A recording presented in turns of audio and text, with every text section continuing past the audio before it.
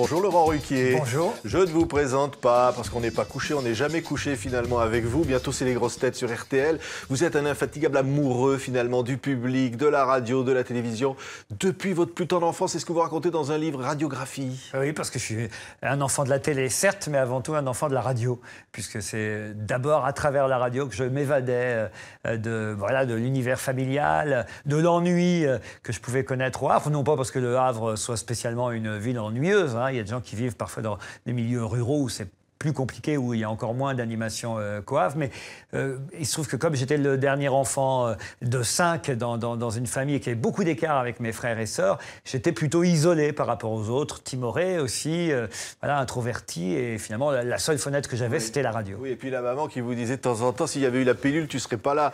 C'est pas très gentil quand même, hein. Oui, mais alors c'est pareil, je lui en veux même pas, ma maman, qui en plus est toujours de ce monde. Mais je lui en veux pas parce que sur le coup, ça ne me faisait pas spécialement mal. Évidemment, après, tous les psys vous diront « Ah, mais oui, mais ça a dû quand même te désigner comme étant le mal-aimé, celui qui n'était pas fait pour être là, celui qui... » Alors peut-être que si on a fait une analyse psychanalytique de ça, c'est pour ça que j'ai voulu ou chercher à être aimé du public après. Mais en tout cas, sur le coup, ça ne me faisait pas de mal. Oui, alors les parents, ils travaillent sur les chantiers, etc. Vous êtes devant une fenêtre, vous vous ennuyez, vous le racontez, il se passe rien. J'attendais, en fait, puisque tous mes frères et sœurs étaient casés, c'est ce que disaient mes parents quand enfin ils étaient mariés puis qu'ils n'étaient plus à charge. Quand j'ai été le dernier dont mes parents devaient s'occuper, effectivement, je regardais derrière la fenêtre quand mes frères et sœurs allaient revenir parce que je m'ennuyais. Quand il y a un écart d'âge comme ça, surtout à cette époque-là, c'est moins vrai aujourd'hui, mais je fais partie quand même d'une génération des années 60 où c'est déjà plus rare d'avoir des parents qui... ma mère avait 40 ans quand elle m'a eu. C'est pour ça que je suis l'accident, effectivement. Donc il y a un écart générationnel important, surtout à une époque où la société évolue très rapidement. Ouais, c'est pour ça que vous dites aujourd'hui je travaille comme un fou pour être fatigué et avoir le sentiment de mériter ainsi mon salaire. Oui, c'est un peu vrai. Ça, c'est en écrivant que ça m'est venu, cet argument, cette hypothèse. On n'est jamais sûr de ce qu'on avance dans ces cas-là. Mais c'est vrai que les journalistes me disent toujours « Mais pourquoi vous en faites autant ?»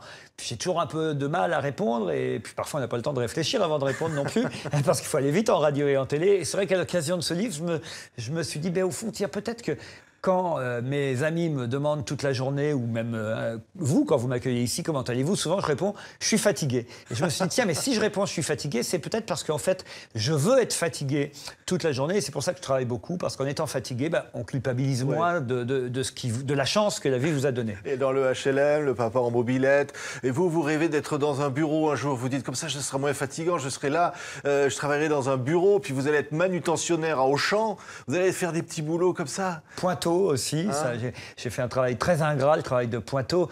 Heureusement, il y a de moins en moins de pointeuses dans les usines et les chantiers, mais il y en a encore parfois.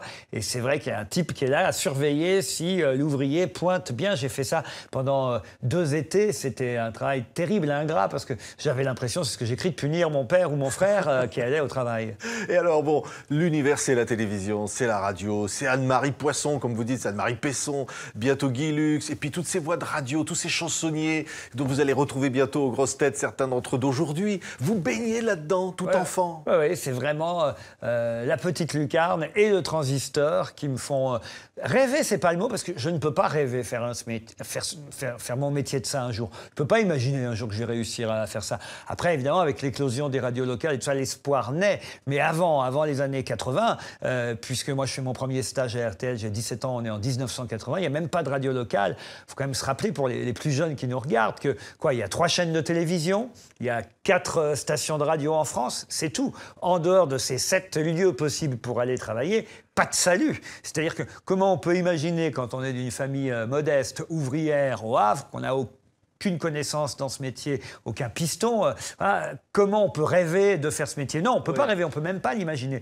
C'était enfoui. Oui, mais vous l'avez rêvé parce que, gamin, vous vous amusiez à imiter les animateurs de l'époque, vous c'était du refaisiez les mimétisme. émissions.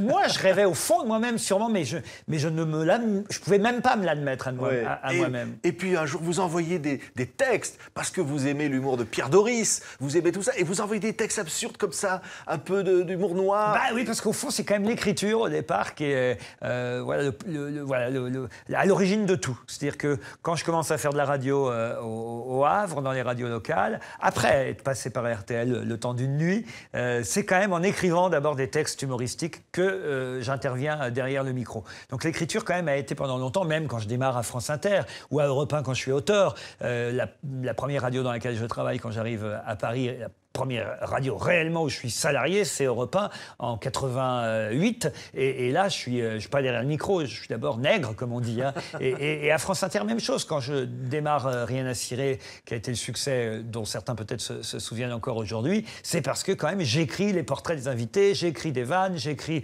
Voilà. L'écriture a quand même été à chaque fois le dénominateur commun de mes activités. Et tout vous passionne dans le spectacle. Évidemment, vous allez écrire des pièces de théâtre plus tard. Quand vous êtes gamin, vous chantez du Michel Delpech, vous chantez le petit rouquin, vous pensez au petit Ruquier. Dans les noces et banquets, je chantais la face B de ce disque, effectivement, qui s'appelait Les Divorcés.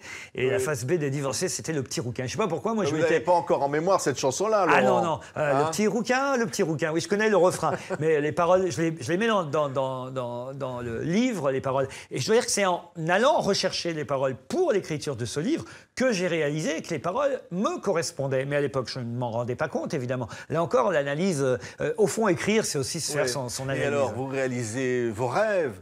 Finalement, un jour, vous rencontrez tous ceux que vous avez admirés. Alors, il y a Bouvard, vous le citez dans ce livre. Il y a évidemment Jacques Martin. Tous ces gens-là extraordinairement influents chez vous. Et aujourd'hui, bon, vous allez reprendre les grosses têtes, RTL. Ça veut dire, quelque part, c'est une transmission. Oui, c'est assez étonnant. Je me pince, hein. Je me pince chaque jour pour me dire, mais pourquoi à moi? Qu'est-ce qu'il m'arrive? Mais au fond... quelque part, c'est comme si tout ça était logique. Ça peut vous paraître étonnant ou prétentieux, hein, ce que je dis là. Mais aujourd'hui, je me dis, voilà, j'ai une bonne fée qui a dû se pencher sur mon berceau avec une baguette et qui a dû se dire, tiens, toi, là, qui viens de naître au Havre le 24 février 63, eh bien, tu feras de la radio, de la télévision. C'est pas possible autrement. Je peux avoir qu'une bonne étoile. Oui, vous admirez Marie Laforêt, puis un jour, vous allez la faire revenir sur scène 30 ans après. Le Don Camillo, ce cabaret, bien un jour, vous allez vous y produire. C'est-à-dire, il y a une sorte de... Oui, vous dites une bonne fée, il y a quelque chose qui se produit, un miracle. Dans la transmission, d'ailleurs, c'est même étonnant, parce que j'ai la chance aussi de produire des artistes. Et c'est vrai que je me suis aussi rendu compte en écrivant ce livre que Michael Gregorio, le premier artiste que je produis, quand je vais le voir pour la première fois, c'est au Don Camillo, là même où moi j'ai démarré, où j'ai fait mes premiers pas sur scène.